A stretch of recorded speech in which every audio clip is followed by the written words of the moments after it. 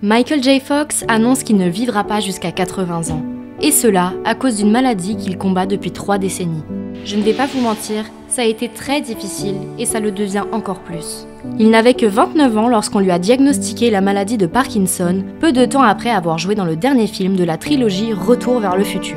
Lors d'une récente interview accordée à la chaîne américaine CBS, l'acteur s'est confié sur les conséquences de la maladie. Il a raconté qu'il a dû subir une opération de la moelle épinière à cause d'une tumeur bénigne certes, mais qui a tout de même impacté sa mobilité. Après cela, il a fait plusieurs chutes et a souffert de graves fractures aux 2 bras, au coude, à la hanche et même au visage. On ne meurt pas de la maladie de Parkinson, on meurt avec la maladie de Parkinson. J'ai réfléchi à la mortalité de la situation et je n'aurai jamais 80 ans. Je ne vivrai pas jusqu'à 80 ans. La maladie de Parkinson est une maladie neurologique pour laquelle on n'a toujours pas de remède. Elle affecte les mouvements des personnes, entraînant des symptômes tels que des tremblements, une rigidité musculaire et des déséquilibres. Michael J. Fox était au sommet de sa carrière lorsqu'on lui a diagnostiqué la maladie de Parkinson. Il venait tout juste de se marier et d'avoir son premier enfant avec l'actrice Tracy Pollan.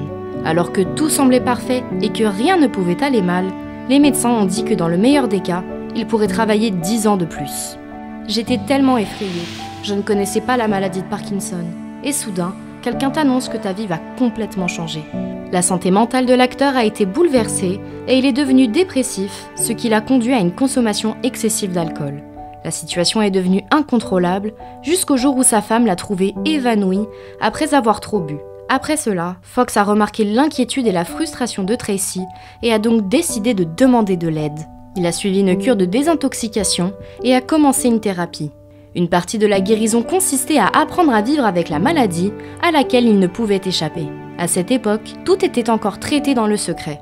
Ce n'est qu'en 1998 que Michael J. Fox a parlé publiquement de sa maladie et qu'il a annoncé qu'il n'apparaîtrait plus sur le grand écran pendant un certain temps. Révéler ma maladie a été une décision difficile à prendre et j'avais des doutes.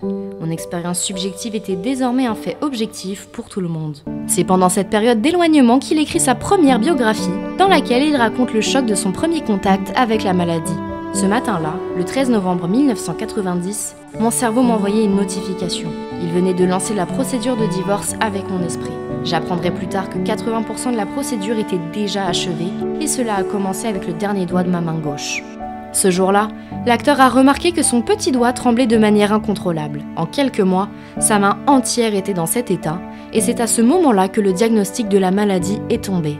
Le processus d'acceptation a été difficile, mais il a été mené à bien grâce à des études sur la maladie de Parkinson et au soutien inconditionnel de sa famille. Se tenir à l'écart du monde du cinéma lui a permis d'en apprendre davantage sur sa propre maladie, à tel point qu'en 2000, il a créé une fondation de recherche sur le parkinsonisme qui est aujourd'hui la plus grande fondation au monde dédiée à la maladie. En 2020, l'acteur a annoncé sa retraite définitive et a révélé dans son dernier livre être reconnaissant pour tout.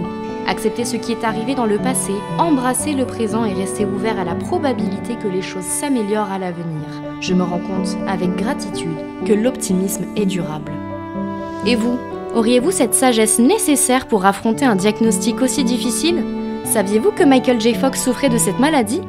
On vous laisse nous répondre en commentaire et n'hésitez pas à liker et à partager cette vidéo. Bye!